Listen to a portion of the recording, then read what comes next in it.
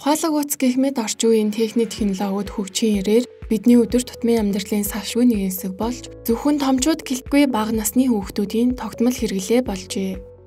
Нэгдсэн үндэсний байгууллагын хүүхдийн сангийн хийсэн судалгаагаар дэлхийд даяар 18-аас доош насны 3 хүүхдийн нэгэнд интернет хэрэглэгч бөгөөд бага насны хүүхдэд гар утасны хор хөнөөл их болохыг анхааруулсаар байна. Хүүхдийн бие махбод томчуудынхтай харьцуулахад бодисын солилцоо идэвхтэй явагддаг учраас ясан нэмгэн эсвэл олноороо хуваагдан өсөлт эрчимтэй явагдаж байдаг.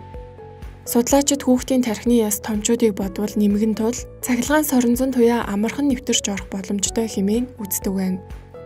Гар утасны туяа хүүхдийн эсийн хөгжилд сайнгүй нөлөө үзүүлдэг бөгөөд хүүхдийн нас хэдий ч нэ бага байна.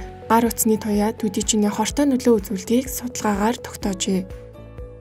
Үүнтэй холбогдуулан Америкийн нэгдсэн улсын Өмнөд Каролинагийн их сургууль, Хятадын Жэжиан их сургуулийн судлаачид 3-аас 11 насны хүүхдүүд мөн насанд хүрэгчдийн ухаалаг утас ашиглах үеийн хурууны товшилтыг судалж, ухаалаг утсыг бага насны хүүхэд ашиглаж эхлэхэд ажиллагаагүй болгох тохиргоог бий болгохоор ажиллаж байна.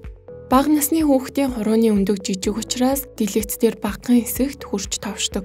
Үүгээрээ насанд хүрсэн том хүнээс ялгагдах ба энэ ялгаан дээр үндэслэн утасны дэлгэц дээрх товшилтоор хүүхэд эсвэл насанд хүрсэн хүн эсгийг ялгаж хүүхдийг ухаалаг утас ашиглуулахгүй байх тохиргоог туршиж эхэлжээ.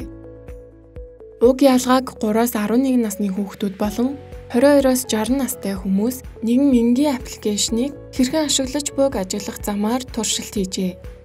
Android системтэй утсан дээр түгжээг гаргах паттерн хийлгэж, мөн тоон өгөгдөлтэй тоглоомыг оролцогчдоор тоглуулж, хурууны товшилтын давтамж болон дэлгэцний аль хэсэгт хэрхэн хүрч буй зэргийг ажиглажээ.